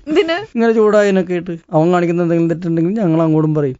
അല്ല ചോദിക്കട്ടെ, നിങ്ങളെ രണ്ടുപേരെ ഒരുമിച്ച് കണ്ടാലേ മലയാളികൾക്ക് ഒരു സന്തോഷമുള്ളൂ, ഒരു സമാധാനമൊക്കെ ഉള്ളൂ. ഇപ്പൊ ഏതിപ്പോ എപ്പിസോഡിലാണെങ്കിലും നിങ്ങൾ ആരെങ്കിലും തമ്മിൽ തെറ്റിക്കാനൊക്കെ നോക്കിയിട്ടുണ്ടോ? തെറ്റിക്കാനൊക്കെ നോക്കിയിട്ടുണ്ട്. പക്ഷെ ഞങ്ങൾ തമ്മിൽ അങ്ങനത്തെ സൗഹൃദമല്ല. ഞങ്ങൾ അങ്ങനെ പരസ്പരം ഈഗോ ഇല്ല. ഒന്നാമത്തെ കാര്യം അവന് കിട്ടുന്ന ഒന്നും എനിക്ക് കിട്ടില്ല, എനിക്ക് കിട്ടണമെന്നും അവന് കിട്ടില്ല. ഞങ്ങളുടെ ശരീരഘടനയാണെങ്കിലും കഴിവുകളാണെങ്കിലും എല്ലാം വേറെ വേറെ തലത്തിലാണ്. ഞങ്ങൾ ഭയങ്കര കെമിസ്ട്രി ആണെന്നൊക്കെ ആൾക്കാർ പറയുന്നുണ്ടെങ്കിലും ഞങ്ങളുടെ സ്വഭാവം തമ്മിൽ ഒരു സാമ്യമില്ലാത്ത ആൾക്കാരാണ്. എങ്ങനെയൊക്കെയാ വ്യത്യാസം? ആന ആടും തമ്മിലുള്ള വ്യത്യാസമാണ്. ഒരു വ്യത്യാസം എന്ന് പറഞ്ഞാൽ അവൻ വളരെ കഠിനാധ്വാനിയാണ്. നമ്മളല്ല, ഞാൻ നല്ല മടിയനാണ്. അടുത്തത് അവന്റെ ഓഫീസ് വർക്ക് വളരെ കൃത്യമാണ്. ഞാൻ അവനെ കണ്ടിട്ടാണ് ഇപ്പോ എന്റെ ഓഫീസ് വർക്ക് കറക്റ്റ് ആയത്. ഓഫീസ് വർക്ക് എന്ന് പറഞ്ഞാൽ എനിക്ക് മനസ്സിലായില്ല. നമ്മൾ ഒരാൾ വിളിച്ചു കഴിഞ്ഞാൽ ഇത്ര മണിക്ക് ഇത്ര തീയതി ഇത്ര സമയത്ത് ചെല്ലുക, അവിടെ എന്തൊക്കെ പ്രോഗ്രാം ഉണ്ട്, അവിടെ എന്തൊക്കെയായിരിക്കും നമ്മൾ ചെയ്യേണ്ടത്, അത് എത്ര മണിക്കൂർ വേണ്ടി വരും, അത് ആ മണിക്കൂർ ഉണ്ടെങ്കിൽ നമ്മളുടെ ഹോട്ടൽ ഏതായിരിക്കും, അവിടെ ഹോട്ടലിൽ എത്ര റൂം ഉണ്ടാവും, ഇങ്ങനെയുള്ള കുറെ കാര്യങ്ങളുണ്ട് നമ്മൾ പ്രോഗ്രാമിന് പോകുമ്പോൾ. അതെല്ലാം വളരെ കൃത്യമായിരിക്കും. നമ്മളോട് ചെന്നാൽ മതി, ബുദ്ധിമുട്ടുകളില്ല. അത്രേ ഉള്ളൂ. ഞാൻ അതൊക്കെ അവന്റെ കയ്യിൽ നിന്ന് കണ്ടിട്ട് പഠിച്ചതാണ്. ഇപ്പൊ എന്റെ ഓഫീസ് വർക്കുകളൊക്കെ ഏകദേശം കറക്റ്റ് ആണ്. എപ്പോഴും എന്തെങ്കിലും വ്യത്യസ്തമായിട്ട് കൊണ്ടുവരാൻ ശ്രമിക്കാറുണ്ട്. വൺ മാൻ ഷോയിലൊക്കെ പുതിയ പുതിയ കാര്യങ്ങൾ പഠിച്ചിട്ടാണെങ്കിൽ. അന്നാ ഞാൻ അവനൊരു പേപ്പർ മനസ്സിരുത്തി വായിക്കുന്നത് ഞാൻ ഇതുവരെ കണ്ടിട്ടില്ല. പക്ഷെ ഭയങ്കര മെമ്മറി പവർ എന്ന് പറഞ്ഞാൽ ഭയങ്കരമാണ്. ചെറുതിലുള്ള കാര്യങ്ങൾ തുടങ്ങി ഇപ്പൊ കഴിഞ്ഞ കാര്യങ്ങൾ വരെ കമ്പ്യൂട്ടർ പോലെ തലയിൽ സേവ് ചെയ്ത് വെച്ചേക്കുന്ന ഒരു വ്യക്തിയാണ്. ഞാനാണെങ്കിൽ നേരെ തിരിച്ചാ. ഇന്നലെ നടന്ന കാര്യം പോലും മിനിയാവുന്നതാണോ നടന്നത്, ഇന്നലെയാണോ അല്ലെങ്കിൽ കഴിഞ്ഞ ആഴ്ചയാണോ നടന്നതെന്നുള്ള സംശയത്തിലിരിക്കുന്ന ആളാണ് ഞാൻ. മെമ്മറിയുടെ കാര്യത്തിൽ പിഷാരടി ഭയങ്കര പുലിയാണ്. അപ്പൊ അതുകൊണ്ട് ഒരു ഈഗോയോ എത്ര വർഷങ്ങളായെന്ന് അറിയാമോ ഞങ്ങൾ ഇങ്ങനെ ഒരുമിച്ച് നടക്കുന്നത്. പല കൂട്ടുകെട്ടുകളും ഇങ്ങനെയുള്ള കൂട്ടുകെട്ടുകൾ തകർന്നപ്പോഴും ഞങ്ങളുടെ കൂട്ടുകെട്ട് ഇപ്പോഴും വളരെ ശക്തമായിട്ട് തന്നെ നിലനിൽക്കുന്നുണ്ട്. കൂട്ടുകെട്ട് പൊളിക്കാനായിട്ട് ആരും നോക്കിയിട്ടില്ല ഇതുവരെ. ഇഷ്ടംപോലെ ആൾക്കാർ ശ്രമിച്ചിട്ടുണ്ട്. പക്ഷെ അത് ഞങ്ങളുടെ ഇടയിൽ നടക്കൂലെന്ന് അവർക്ക് തന്നെ മനസ്സിലായിട്ട് അവര് തന്നെ പിൻവാങ്ങി പോവുകയാണ് ചെയ്തത്. ഒരു സ്റ്റോറി എന്റെ അടുത്ത് രമേശ് പറഞ്ഞിട്ടുണ്ട്, പിഷാരടി പറഞ്ഞിട്ടുണ്ട്, ഒരേ ആള് തന്നെ നിങ്ങൾ രണ്ടുപേരെയും വിളിച്ച് ശല്യം ചെയ്തൊരു കഥ. അതെ അതെ അതെ. അത് ഞങ്ങളോട് ചാൻസ് ചോദിച്ചു വന്നൊരു കൂട്ടുകാരനാണ്. അപ്പൊ ഞാൻ പറയും, ഞാൻ അവനോട് പറയില്ല ഞാൻ പിഷാരടിയായിട്ട് അത്ര രസത്തിലല്ല എന്നൊക്കെ പറയും. അപ്പൊ അവൻ നേരെ പിഷാരനെ വിളിക്കും, പിഷാരടി ചേട്ടാ ഈ ധർമ്മജനോട് എന്തിനാ അങ്ങനെ വഴക്കുന്നത്? അപ്പൊ പിഷാരടി പറയും, എനിക്ക് അവന്റെ സ്വഭാവം ഒന്നും പിടിക്കുന്നില്ല, നീ എന്നെ പറ്റി അവന്റെ കാര്യം എന്നോട് പറയാൻ നിൽക്കണ്ട എന്നൊക്കെ പറഞ്ഞു. എന്നൊരു കാര്യം ചെയ്യേട്ടാ, ധർമ്മജനേട്ടാ അങ്ങനെ വഴക്കുണ്ടെങ്കിൽ നിങ്ങൾ ഇങ്ങനെ ഒരുമിച്ച് പരിപാടി കൊണ്ടുപോകണതിൽ വല്ല അർത്ഥമുണ്ടോ? അത് ശരിയല്ല, നമുക്ക് ഒരു കാര്യം ചെയ്യാം, അടുത്ത എപ്പിസോഡ് തുടങ്ങി ഞാൻ വന്നാലോ അങ്ങനെയൊക്കെ ചോദിച്ചിട്ടുണ്ട്. അവനെ ഞങ്ങൾ ഇപ്പോഴും ഉണ്ട്. ആള് ഇടക്കിടക്ക് വിളിക്കും. ഞങ്ങള് അവനെയും പറ്റിക്കാറൊക്കെ ഉണ്ട്. ഞങ്ങള് ഒരുമിച്ചൊരു കാറിൽ യാത്ര ചെയ്യുമ്പോഴായിരിക്കും വിളിക്കുന്നത്. ഇല്ല ഇല്ല ഇല്ല, ഞങ്ങള് ഇങ്ങനെ പരിപാടിയിൽ പങ്കെടുക്കുന്നുണ്ട്. പക്ഷെ ഞങ്ങൾ തമ്മിൽ ഭയങ്കര എതിരാണെന്നാണ് അവന്റെ വിചാരം. അപ്പൊ ഇപ്പൊ അവനത് മനസ്സിലായത് കൊണ്ടാകാം ഞങ്ങളോട് പറയും, അങ്ങനെ ഒന്നും ദേഷ്യം കാണിക്കരുത്, പിഷാരടിച്ചേട്ടൻ നല്ലതിന് വേണ്ടിയല്ലേ ധർമ്മജനോട് പറയുന്നത് എന്ന് പറയും. എന്നോട് വിളിച്ചിട്ട് അങ്ങനെ പറയാൻ നേരത്തെ തന്നെ പിഷാരനോട് വിളിച്ചിട്ടും പറയും, ധർമ്മജനൻ പാവല്ലേ, എന്തിനാ ചേട്ടാ അങ്ങനെയൊക്കെ പറയണത്, പുള്ളിക്ക് അങ്ങനെ എന്തെങ്കിലുമൊക്കെ ഉണ്ടെങ്കിൽ തന്നെ അത് പിഷാരടി ചേട്ടനായിട്ട് ക്ഷമിക്കണ്ടെന്നൊക്കെ പറഞ്ഞു. അങ്ങനെ ഇപ്പൊ ഭയങ്കര ബുദ്ധിജീവി തലത്തിലേക്ക് എത്തിയിട്ടുണ്ട്. അവന് മനസ്സിലായെന്ന് തോന്നുന്നത്. പല വഴി നോക്കായിരിക്കും എങ്ങനെയെങ്കിലും ഒരു ചാൻസ് കിട്ടാനായിട്ട്. അതെ. അപ്പോഴേ പലപ്പോഴും പല സ്ക്രിപ്റ്റ് റൈറ്റേഴ്സ് ഇവിടെ വന്ന് പറഞ്ഞിട്ടുണ്ട്, ഇന്ന സ്ഥലത്ത് ഈ ഒരു വാക്ക് ഈ ഒരു സ്റ്റേറ്റ്മെന്റ് ഒക്കെ പ്രയോഗിച്ചതിന്റെ പിന്നിലൊരു സ്റ്റോറി ഉണ്ടാവുന്നത്. ഈ ഏറെക്കുറെ ഈ സിനിമയിൽ എത്ര പ്രാവശ്യം പറഞ്ഞിട്ടുണ്ട്? കുറെ പ്രാവശ്യം പറഞ്ഞിട്ടുണ്ട്. അതിന്റെ പേരിലും ഒരു കഥയുണ്ട്. അത് ഞങ്ങളുടെ ഞാറക്കൽ ഭാഗത്തൊരു എസ് ഐ ഉണ്ടായിരുന്നു, പുതിയതായിട്ട് ചാർജെടുത്ത എസ് ഐ ആയിരുന്നു. ആ എസ് ഐ വന്നിട്ട് അവിടെയുള്ള ലോക്കൽ ഗുണ്ടകളെയൊക്കെ നിരത്തി സ്റ്റേഷനിൽ നിർത്തി. അതിന്റെ കൂട്ടത്തിൽ വളരെ പേര് കേട്ട അവിടത്തെ ഒരു എന്നാ വലിയ ഗുണ്ടയുമല്ല, വലിയ ആള് കളിക്കുന്ന ഒരു ഗുണ്ട. അപ്പൊ ഈ ഗുണ്ടകളെയൊക്കെ നിരത്തി നിർത്തിയിട്ട് ഇയാളെ അവിടെ അറ്റത്താണ് നിൽക്കുന്നത്. ബാക്കിയുള്ള ഗുണ്ടകളെയും എസ് ഐ പേടിപ്പിക്കുകയും ഇടിക്കുകയൊക്കെ ചെയ്യുന്നുണ്ട്. അവസാനം ഈ പുള്ളിയുടെ അടുത്ത് വന്നിട്ട് എസ് ഐ പറയും, നീ ആരാ? അപ്പൊ ഇയാള് മറ്റുള്ളവരൊക്കെ ഇടിക്കുമ്പോ, സാറേ അവൻ പാവൻ സാറേ, അവനിപ്പോ ഒന്നിനുള്ളിൽ സാറേ, അത് വിട്ടേക്ക് സാറേ എന്നൊക്കെ പറയുന്നുണ്ട്. അതൊക്കെ എസ് ഐ ആക്കുന്നുണ്ട്. അവസാനം ഇയാളെ പിടിച്ചപ്പോ പറഞ്ഞു, സാറേ നമ്മുടെ അടുത്ത് വേണ്ട കേട്ടോ, നമ്മുടെ അടുത്ത് വേണ്ട, ഇവിടെ സ്റ്റേഷനിലൊക്കെ ചോദിച്ചാൽ മതി, നമ്മള് അങ്ങനെ ആളൊന്നുമല്ല, അതിവിടെ മാറി വന്ന എസ് ഐമാർക്കൊക്കെ അറിയാവുന്ന കാര്യമാണ്. നീ അത്രക്ക് വലിയ ആളാണോ? അല്ല, ഇവിടെ ചോദിച്ചാൽ മതി എന്ന് പറഞ്ഞു. എസ് ഐക്ക് അത് ഇഷ്ടപ്പെട്ടില്ല. നീ ആരടാ പട്ടി എന്ന് പറഞ്ഞു ഇടി കൊടുത്തു. പുള്ളി മാറിക്കളഞ്ഞിട്ട് എസ് ഐയുടെ കൈ പോയി മതിലിടിച്ചിട്ട് കൈ ഒളുങ്ങിപ്പോയി. അപ്പൊ ഇയാള് മാറി ഭയങ്കര സ്റ്റൈലിലൊക്കെ നിൽക്കുക. അപ്പൊ എസ് ഐ പിന്നെ ഒരു ചവിട്ടും കൂടി കൊടുത്തപ്പോ ഇയാൾ അതൊന്നും മാറിക്കളഞ്ഞു. അങ്ങനെ എസ് ഐ അവിടെ വീണു. അങ്ങനെ എസ് ഐ എണീറ്റ് വന്നിട്ട് പുള്ളിനോട് ചോദിച്ചു, നിനക്ക് ഏതാണ്ടൊക്കെ അറിയാന്ന് തോന്നുന്നു? അപ്പൊ പുള്ളി ഭയങ്കര സ്റ്റൈലായിട്ട് ഏറെക്കുറെ എന്ന് പറഞ്ഞു. പിന്നെ 2 ദിവസം കഴിഞ്ഞിട്ടാ ബോധം കിട്ടിയത് പുള്ളിക്ക്. ആ ഏറെക്കുറെയാണ് ഞങ്ങൾ സിനിമയിൽ ഉപയോഗിച്ചത്. ഇത് പറഞ്ഞ് നടക്കുന്ന സ്റ്റോറിയാണോ ബോൾഗാട്ടിയില്? അതെ അതെ, ഇങ്ങനെ ഞങ്ങൾ കഥ പറയുമ്പോ പറയുന്ന സ്റ്റോറിയാണ്. ആ പുള്ളി ഇത് കണ്ടിട്ടുണ്ടോ പടം? പുള്ളി കണ്ടിട്ടുണ്ടോ ഇല്ലെന്ന് അറിയാൻ പാടില്ല. അങ്ങനെ ഒരാളുണ്ടായിരുന്നു. ആ ഒരു കഥയാണ്, ആ കഥയിലുള്ള ഏറെക്കുറെയാണ് ഞങ്ങൾ സിനിമയിൽ ഉപയോഗിച്ചത്. പോലീസ് സ്റ്റേഷനിൽ ശരിക്കും പോയിട്ടുണ്ടോ? ജയിലിൽ കിടന്നിട്ടുണ്ട്. എന്തിന്? ഒന്ന് ഒരു കുടിവെള്ള സമരത്തിലായിരുന്നു. എവിടെ? ബോൾഗാട്ടിയില്? ഞങ്ങളുടെ നാട്ടിൽ ഇത്തിരി കുടിവെള്ള ക്ഷാമമൊക്കെ ഉണ്ടായിരുന്നു. അപ്പൊ അന്ന് ഒരു പാർട്ടിയുടെ യുവജന നേതാവും കൂടി ആയിരുന്ന സമയത്ത് വാട്ടർ അതോറിറ്റി തല്ലിപ്പൊളിച്ചതിന്റെ പേരിൽ ഒരു 3-4 ദിവസം എറണാകുളം സബ് ജയിലിൽ കിടന്നിട്ടുണ്ട്. ആഹാ, ആ മുഖം ഒന്ന് കാണിച്ച്. കൊള്ളാലോ. അത് ശരി. തല്ല് കിട്ടിയോ? ഇല്ല, ഞങ്ങള് രാഷ്ട്രീയക്കാരല്ലേ, അപ്പൊ ഞങ്ങൾ തല്ലാനൊന്നും വന്നൊന്നുമില്ല. എന്നാലും പേടിപ്പിക്കുകയൊക്കെ ചെയ്യും. എന്നാലും 3 ദിവസം കിടന്നു. കള്ളന്മാരും കൊള്ളക്കാരും കൂടെ ആയിരുന്നു കിടന്നത്. ചെന്നന്ന് തന്നെ ഞങ്ങൾക്ക് മട്ടൻ കറിയായിരുന്നു. അപ്പൊ അതിന്റെ ഉള്ളിലൊരു പോക്കറ്റ് അടിക്കാരൻ കിടപ്പുണ്ടായിരുന്നു. ഓ, നീയൊക്കെ വന്ന് ചാടിയപ്പോ തന്നെ മട്ടൻ കറിയാണല്ലോ എന്ന് പറഞ്ഞു. പുള്ളി സ്ഥിരം കിടക്കുന്ന ആളവിടെ. പുള്ളിക്ക് അവിടെ 2 കഷ്ണം കൂടുതലൊക്കെ കിട്ടും. പുള്ളി സ്ഥിരം ജയിലിലെ അന്തേവാസിയാണ്. ഒരു കിടത്തം കഴിഞ്ഞ് പോയാൽ അടുത്ത അതിനെ പിടിച്ചോണ്ട് വരും. പുള്ളിക്ക് അവിടെ ഭയങ്കര ഉള്ളിൽ തന്നെ പുള്ളിക്ക് ചെറിയ പാത്രം വേറെ ഉണ്ട്. അവിടുത്തെ VIP ആണ്. പുള്ളിക്ക് 2 കഷ്ണം കൂടുതലൊക്കെ കൊടുക്കുമായിരുന്നു അവിടെ. അങ്ങനെ 4 ദിവസം കഴിഞ്ഞപ്പോ എങ്ങനെ ഇറങ്ങിപ്പോ? 4 ദിവസം കഴിഞ്ഞപ്പോ ഞങ്ങൾക്ക് ജാമ്യം കിട്ടി. ജാമ്യം കിട്ടിയിട്ട് ഞങ്ങൾ മാലയിട്ടൊക്കെ സ്വീകരിച്ചിട്ട് പോയി. അതേ തുടർന്ന് ഇത്തിരി അത്യാവശ്യം കുടിവെള്ളം കിട്ടാൻ തുടങ്ങി. ഭാഗ്യമുണ്ട്. എവിടെ പഠിച്ചതൊക്കെ? ഞാൻ പഠിച്ചത് എന്റെ നാട്ടിൽ തന്നെയുള്ള HHS എന്നുള്ള സ്കൂളിലായിരുന്നു. കോളേജ് സെന്റ് ആൽബർട്സ് ആയിരുന്നു. പിന്നെ ഞാൻ ITI പഠിച്ചു. ITI കഴിഞ്ഞിട്ട് ITC-യിലായിരുന്നു. ITC അവിടെ തന്നെ, നാട്ടിൽ തന്നെ? അല്ലല്ല, വെണ്ണലയിൽ ITC ഉണ്ട്. അവിടെയാണ് ഞാൻ പഠിച്ചത്. മുൻഷുണ്ടി സ്ഥാനത്തും അസ്ഥാനത്തൊക്കെ വരുന്ന ആളാണ് രമേശ് പിഷാരടി എന്നാണ് ഇന്നിപ്പോ റേഡിയോ മാഗോ സ്പോട്ട്ലൈറ്റിൽ വന്ന എന്റെ ഗസ്റ്റ് ധർമ്മജൻ ബോൾഗാട്ടിയുടെ സ്റ്റേറ്റ്മെന്റ്. സത്യമാണോ പറഞ്ഞത്? ഞാൻ സമ്മതിച്ചു. ഏറ്റവും കൂടുതൽ പിഷാരടി മുൻഷുണ്ടി എടുത്തിട്ടുള്ളത് ധർമ്മജന്റെ അടുത്ത് ഏത് സമയത്ത് എന്ത് കാര്യത്തിന്? അതിന്റെ ആഫ്റ്റർ എഫക്ട് എന്തായിരുന്നു? അത് ഇതുപോലെ തന്നെ ഒരു പ്രോഗ്രാമിന് വൈകി ചെല്ലുന്നതിനായിരുന്നു. ഞാൻ കൊല്ലത്തായിരുന്നു പ്രോഗ്രാം. എനിക്ക് കൊയിലാണ്ടിയിൽ വേറൊരു പ്രോഗ്രാം ഉണ്ടായിരുന്നു. അത് കഴിഞ്ഞിട്ട് ഞാൻ കാറിന് കത്തിച്ച് കൊല്ലത്തേക്ക് പുറപ്പെടുന്നു. ഹരിപ്പാട് വെച്ചിട്ട് എന്റെ വണ്ടി ഒരാൾക്കിട്ട് മുട്ടുന്നു. ഭയങ്കര പ്രശ്നമായിട്ട് ഞാൻ ആ ഹോസ്പിറ്റലിൽ പോകുന്നു. അദ്ദേഹത്തെ മെഡിക്കൽ കോളേജിൽ കൊണ്ടുപോകാൻ പോകുന്നു. ഇതിന്റെ ഇടക്കൊക്കെ ഇവൻ വിളിക്കുന്നുണ്ട്. ഞാനിടയ്ക്ക് വണ്ടി ഒന്ന് തട്ടിന്ന് പറഞ്ഞപ്പോ, നുണ പറയരുത് ഇങ്ങോട്ട് പോകാന്ന് പറഞ്ഞപ്പോ, ഇവിടെ ഒരാള് വണ്ടി മുട്ടിയിട്ട് കിടക്കുന്നു. ഞാനാണെങ്കിൽ പറയുന്നത് ഇവൻ വിശ്വസിക്കുന്നുമില്ല. അപ്പൊ എനിക്ക് ഭ്രാന്ത് കയറിയിട്ട് ഞാനും 2 ചീത്തയൊക്കെ പറഞ്ഞു. അന്ന് അത് കഴിഞ്ഞിട്ട് ചെന്ന് പ്രോഗ്രാം കഴിഞ്ഞ് ഞാനും പിഷാരടിയും കൂടി തന്നെ തിരിച്ചു വന്ന് ആളെ കണ്ടു. അദ്ദേഹത്തിന് വേണ്ട കാര്യങ്ങളൊക്കെ ചെയ്തു കൊടുത്തിട്ടാണ് പോകുന്നത്. മുൻഷുണ്ടി മാത്രമല്ല, അപ്പൊ തന്നെ തീരും പാവൻ. പിന്നെ ഒരു ചെറിയ ആക്കിച്ചിരിയൊക്കെ ഉണ്ടെന്ന് ഞാൻ കേട്ടിട്ടുണ്ട്. ആർക്ക്? പിഷാരടിക്ക് പരിചയപ്പെടുത്തുമ്പോ ആക്കിച്ചിരിയല്ല. അത് ഇവൻ പലപ്പോഴും ഞങ്ങളുടെ ഐ ലെവൽ കറക്റ്റ് അല്ലല്ലോ. ഞാൻ പൊക്കം കുറഞ്ഞതായതുകൊണ്ട് ഞാൻ പരിചയപ്പെടുത്തുന്നവരെ ഇവൻ മര്യാദക്ക് നോക്കാറില്ല എന്നുള്ളതാണ് സത്യം. ഞാൻ പരിചയപ്പെടുത്താൻ നേരത്ത് ഓക്കെ പറഞ്ഞിട്ട് പോകും. അതെന്നെ പലപ്പോഴും വിഷമിപ്പിച്ചിട്ടുണ്ട്. കാരണം നമ്മൾ വല്ല കാര്യമായിട്ടായിരിക്കും ഇവനെ കൊണ്ട് പരിചയപ്പെടുത്തുന്നത്. ഇവൻ ചിലപ്പോ വളരെ ക്യാഷ്വലായിട്ട് ശരി ഓക്കെ എന്ന് പറയും. അത് വളരെ വിഷമിപ്പിക്കണം. ചമ്മണല്ല, അത് നമുക്ക് ഭയങ്കര കാര്യമാണ്. അയാൾ പോയി കഴിഞ്ഞിട്ട്, അയാളുടെ പരിചയപ്പെടൽ കഴിഞ്ഞിട്ട് പോയി കഴിഞ്ഞിട്ട് ഞാൻ പറയും, നീ ഇങ്ങനെ പെരുമാറാൻ പാടില്ല കേട്ടോ എന്ന് പറയും. കർശനമായിട്ട് പറയാറുണ്ട്. ഞങ്ങൾ തമ്മിൽ ഭയങ്കര കൂട്ടാണ്, കെമിസ്ട്രി ആണെങ്കിൽ എന്നും ഇടിയാട്ടോ. അതെനിക്ക് ഇത്ര നേരം കൊണ്ട് മനസ്സിലായി. എന്റെയും വിചാരം ഇങ്ങനെ ആയിരുന്നില്ല. എന്താ നിങ്ങൾ തമ്മിൽ വിളിക്കുക? ഈ സഹോന്നല്ലോ ആണോ? സഹോന്നല്ല, അവനെ ദറു എന്ന് വിളിക്കും, ഞാൻ അവനെ പിഷു എന്ന് വിളിക്കും. ദറു ലോപിച്ച് വിളിക്കും. ദറു മറ്റേത് പിഷു. ധർമ്മജന്റെ പിഷു എന്ന് പറഞ്ഞ വിളി കേട്ടിട്ടാണോ എല്ലാരും സുബിയൊക്കെ പിഷു എന്ന് വിളിക്കണേ? ആയിരിക്കണം. ഞാൻ അന്ന് തുടങ്ങി പിഷു എന്നാണ് വിളിക്കുന്നത്. നിങ്ങൾ തമ്മിൽ കൂടുമ്പോഴേ ചിരി വർത്താനം മാത്രമേ പറയാറുള്ളൂ എന്നാണ് എന്റെ അടുത്ത് പലരും പറഞ്ഞിട്ടില്ല കേട്ടോ, നിങ്ങളുടെ ഫ്രണ്ട്സ് ഒക്കെ തന്നെ. നമ്മളിപ്പോ ഒരു സ്ഥലത്തേക്ക് ഞാനും പിഷാരടിയും കടന്നില്ലെങ്കിൽ അവിടെ ഒരു 5 പേരുണ്ടെങ്കിൽ പിഷാരടി അപ്പം തന്നെ ചെളിയുടെ ബാണ്ടക്കെട്ട് അഴിക്കണ പോലെ കുറെ തമാശകൾ ഇങ്ങനെ തുടർച്ച ആരെക്കൊണ്ടും പറയിപ്പിക്കാതെ ഇങ്ങനെ കഥകൾ പറഞ്ഞുകൊണ്ടിരിക്കും. അത് സ്ഥിരം ശീലമാണ്. അവിടെ ചെന്ന് കളം പിടിക്കുക എന്നുള്ളതിന്റെ ഇതാ. ഞാൻ വേണ്ടാതൊക്കെ ഉള്ളൂ. ഇവിടെ ചെന്ന് കഴിഞ്ഞാൽ ഉടനെ തന്നെ പിഷാരടി 5 കഥ തുടക്കത്തിൽ അങ്ങനെ ആദ്യം അടിക്കും. ചിലത് ചിരിക്കും, ചില ആൾക്കാർ കളിയാക്കും. 5 പറഞ്ഞാൽ 2 നല്ല ഉണ്ടാവും, 3 ചെളിയായിരിക്കുള്ളൂ. അങ്ങനെയാണ് പിഷാരടി. ഒരു കൂട്ടത്തിലേക്ക് വന്നു കഴിഞ്ഞാൽ എപ്പോഴും ചെയ്യാറുള്ള കാര്യം അത്. ചളിയാണെങ്കിൽ മൊത്തം പറയുള്ളൂ ചളിയാന്ന്. പിന്നെ തീർച്ചയായിട്ടും അപ്പൊ തന്നെ കൊടുക്കൂലേ, സ്പോട്ടിൽ കൊടുക്കും. എന്നിട്ട് ഡിഫെൻഡ് ചെയ്യാൻ വല്ലതും നോക്കോ? ഡിഫെൻഡ് ചെയ്യാനൊക്കെ നോക്കും. ഇത് ഭയങ്കരമാണ്. നമ്മളെ ഒരു കാര്യം അവനോട് സമർത്ഥിക്കുക എന്ന് പറഞ്ഞു കഴിഞ്ഞാല് നടക്കണ കാര്യമല്ല. അതിന് 100,000 കാരണങ്ങൾ അവൻ കണ്ടുപിടിക്കും. അത് അങ്ങനെയല്ല, ഇങ്ങനെയാണ്, ഇതുകൊണ്ടാണ് അങ്ങനെ, ഉദാഹരണങ്ങൾ സഹിതം പറഞ്ഞു കളയും. അവനെ പറഞ്ഞു തോപ്പിക്കാൻ വലിയ പാടാ. ഈ റൗണ്ടില് ഞാൻ കുറച്ച് വാക്കുകൾ പറയും.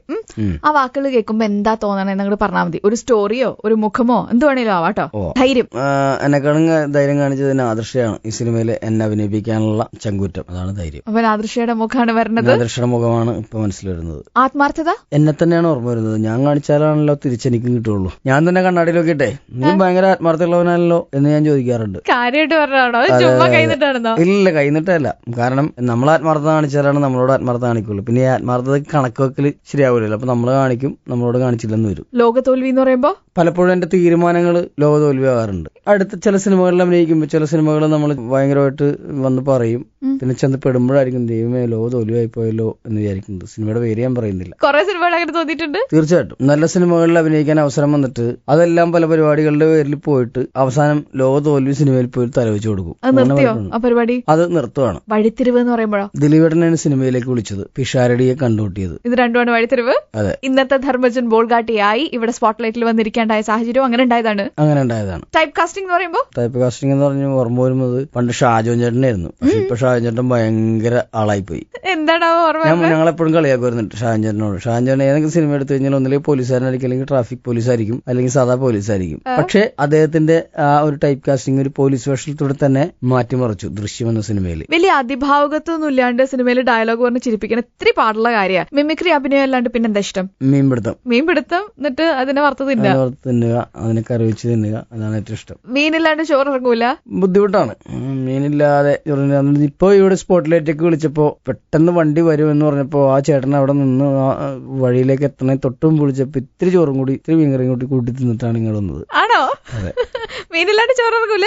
നല്ല കറിയൊക്കെ വെച്ച് കഴിഞ്ഞാൽ ഞാൻ അധികം ദൂരത്തേക്ക് പോകൂല. വീടിന്റെ ഇടക്കിടക്ക് വന്നിട്ട് തിരിച്ച് കഴിക്കും. എന്നാലും തിരിച്ചേ കഴിക്കുള്ളൂ, പക്ഷെ ഇടക്കിടക്ക് വന്ന് കഴിച്ചോണ്ടിരിക്കും. വീട്ടിലപ്പോ മറ്റേ ഈ ഗോൾഡൻ ഫിഷിനെ വളർത്താൻ പറ്റില്ലല്ലോ. ഗോൾഡൻ ഫിഷ് ഒന്നും ഞാൻ കഴിക്കില്ല. എനിക്ക് ചെറിയ മീനുകളെ ഇഷ്ടം. എനിക്ക് കഴിക്കുന്ന മീനിന്റെ ഒക്കെ ഒരു അളവുണ്ട്. ഒരു വലിയ മീനിനോടൊന്നും വലിയ താല്പര്യമില്ല. ചെറിയ പൊടി മീനുകളോടാണ് താല്പര്യം. അമൂർ പോലെയുള്ള ചില മത്സ്യങ്ങളുണ്ട് വിദേശത്ത് പോകുമ്പോ, അതിനൊക്കെ ആ രീതിയിൽ കഴിച്ചു നല്ല ടേസ്റ്റ് തോന്നിയിട്ട് അങ്ങനെ പറഞ്ഞിട്ടുള്ളത്. അണ്ടർ വാട്ടർ ഡൈവിങ്ങിന് പോയിട്ടുണ്ടോ? അണ്ടർ വാട്ടർ ഡൈവിംഗ് ചെയ്യാറുണ്ട്. നിങ്ങൾ സിംഗപ്പൂരോ മറ്റോ അണ്ടർ വാട്ടർ ഡൈവിങ്ങിന് പോയി കഴിഞ്ഞപ്പോ അവിടെ ഒരു ഫ്ലൂറസന്റ് കളറിലുള്ള മീനിനെ കണ്ടപ്പോ അതിനെ പിടിച്ച് പച്ചക്കുരുമുളക് ഇട്ട് തിന്നണം എന്ന് പറഞ്ഞ ആളാണ് ധർമ്മജൻ ബോൾഗാട്ടി എന്ന് പറഞ്ഞു. അല്ല, ചില മീനായി കാണുമ്പോൾ ഞങ്ങൾ പറയാറുണ്ട് പച്ചക്കുരുമുളക് അരച്ചു വടിച്ച് വറുത്തെടുത്ത് കഴിച്ചാല് ഹാഫ് ബോയിൽ ആയിട്ട് എടുത്തു കഴിഞ്ഞാൽ നല്ല ടേസ്റ്റ് ആണെന്ന് പറയും. ഈ അണ്ടർ വാട്ടറിന് പോയപ്പോ മറ്റേ കളർ ഫിഷിനെ കണ്ടിട്ടല്ല കേട്ടോ അത് പറഞ്ഞത്. പിന്നെ സിംഗപ്പൂർ പോയപ്പോ ഞങ്ങളൊരു സുഹൃത്താണ് ഇതിനു വേണ്ടി കൊണ്ടുപോയത്. അപ്പൊ എന്റെ അവിടെ പോകുമ്പോ നമ്മള് മീനുകളെ ഇങ്ങനെ കണ്ടുപോവാം.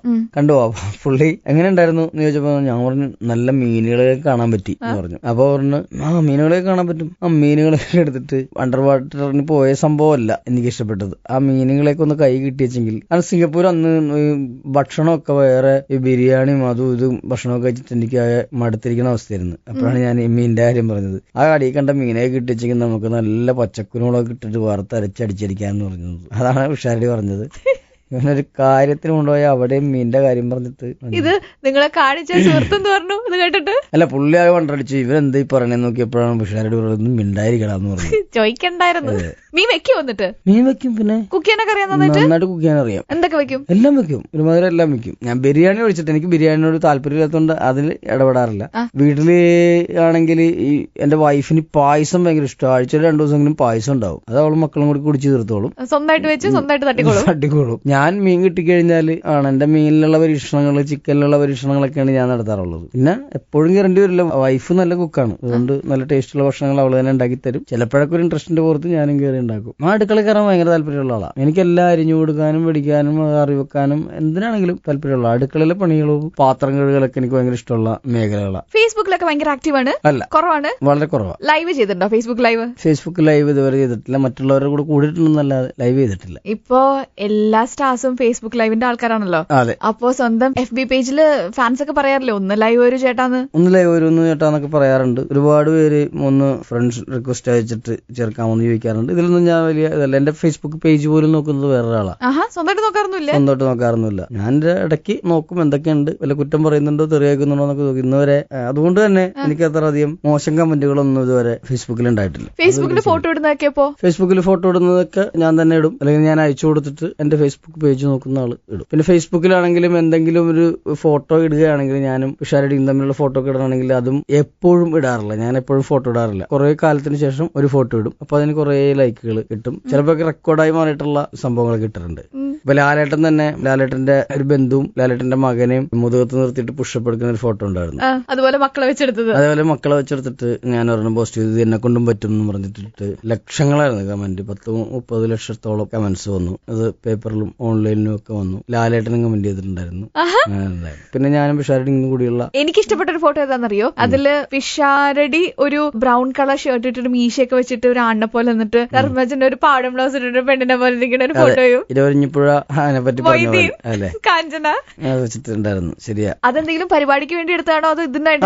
അതൊരു പരിപാടിക്ക് വേണ്ടി ഷൂട്ട് ചെയ്തപ്പെടുത്തതാ. അത് പിന്നീട് ആരോ അങ്ങനെ പോസ്റ്റ് ചെയ്തതാ. ഞങ്ങൾ ട്രോളർമാരാണെങ്കിലും എന്നെ ലക്ഷ്യമാക്കി കുറെ ട്രോളറുകളുണ്ട്. ട്രോളുകാരുടെ ഒരു ഇരയാണ് ഞാൻ. മറ്റേ ബാഹുബലിയൊക്കെ വന്നിട്ട് ബാഹുബലി വന്നിട്ടുണ്ടായിരുന്നു, PK വന്നിട്ടുണ്ടായിരുന്നു. പിന്നെ ഒരു സ്റ്റേജ് ഷോയിൽ ഞാൻ കൂളിംഗ് ഗ്ലാസ് വെച്ചിട്ട് ഇരിക്കുന്ന ആ ഒരു ഫോട്ടോ വെച്ചിട്ട് ഇഷ്ടംപോലെ ട്രോളുകാർ ഉപയോഗിച്ചിട്ടുണ്ട്. ഇപ്പൊ ഈ സ്റ്റേജ് ഷോസിലൊക്കെ അവർ ഇങ്ങോട്ടേക്ക് ചോദിക്കോ ഇത്തവണ ധർമ്മജൻ വരാണെങ്കിൽ പെൺകുട്ടിയുടെ വേഷം മതി അങ്ങനെയൊക്കെ പറയും? സ്കിറ്റിലൊക്കെ പെൺകുട്ടിയുടെ വേഷമാണ് ഏറ്റവും കൂടുതൽ ചേർന്നത്, അതുകൊണ്ട് ചോദിച്ചാ? ഇല്ല, അങ്ങനെയല്ല. നമ്മുടെ ഇപ്പൊ ചെയ്യുന്ന സ്കിറ്റിലും ഒരു ചേടത്തിയുടെ വേഷമാണ്, ഒരു ക്രിസ്ത്യൻ ചേടത്തി ഈ ഇടക്ക് കളിച്ചോണ്ടിരിക്കുന്ന സ്കിറ്റിൽ ചെയ്യുന്നത്. പെൺവേഷം ചെയ്യാറുണ്ട്. പക്ഷെ എന്നെക്കാട്ടി നന്നായിട്ട് പെൺവേഷം ചേരുന്നതും നന്നായിട്ട് ചെയ്തിട്ടുള്ളതും പിഷാരടി ആട്ടോ. നല്ല ഭംഗിയുള്ള പെൺകുട്ടിയായിട്ട് വരും. സുന്ദരി പെണ്ണ ഞങ്ങളുടെ ഗന്ധർവൻ ഒരു സ്കിറ്റ് ഉണ്ടായിരുന്നു. അപ്പൊ ഗന്ധർവനായിട്ട് ഞാനും പെൺകുട്ടിയായിട്ട് പിഷാരടിയുമായിരുന്നു. അപ്പൊ നല്ല ഭംഗിയായിരുന്നു. ഫുൾ പാവാടയും ബ്ലൗസ് ഒക്കെ ഇട്ടിട്ട് പിഷാരടിനെ കാണാൻ നല്ല ഭംഗിയായിരുന്നു. നിങ്ങൾക്ക് എന്താ തോന്നിയിട്ടുള്ളത്? ആര് പെൺവേഷം ചെയ്യുമ്പോഴാണ് കൂടുതൽ ആക്സെപ്റ്റൻസ് ഓഡിയൻസിന്റെ അടുത്ത് കിട്ടണേ? അല്ല, അവന് കുറെ നാൾ കഴിഞ്ഞപ്പോ അവന് പെൺവേഷം ചെയ്യുന്നത് ഭയങ്കര ബുദ്ധിമുട്ടായിട്ട് തോന്നി.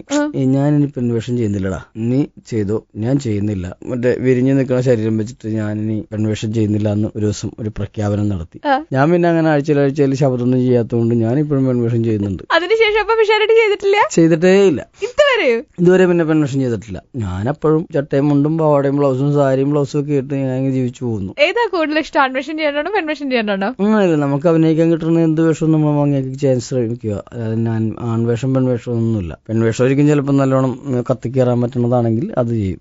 അപ്പൊ ഇനിയിപ്പോ എത്ര പടം ഉണ്ടെന്നാ പറഞ്ഞത് അടുത്ത് റിലീസ് ചെയ്യാനായിട്ട്? 1-2 പടങ്ങൾ ഉണ്ടെന്ന് തോന്നുന്നു. അതിന് ചെയ്യാൻ പോകുന്ന പടങ്ങള് ജയറാമേട്ടന്റെ അച്ചായൻസ് എന്നുള്ള പടം, മാർത്താണ്ഡൻ ചേട്ടനും ഡിക്സൺ ചേട്ടനും പ്രൊഡക്ഷൻ കൺട്രോളർ ഡിക്സൺ ചേട്ടനും ഒക്കെ കൂടി പ്രൊഡ്യൂസ് ചെയ്യുന്ന ഒരു പടം, ചങ്ക്സ് എന്നാണ് അതിന്റെ പേര്.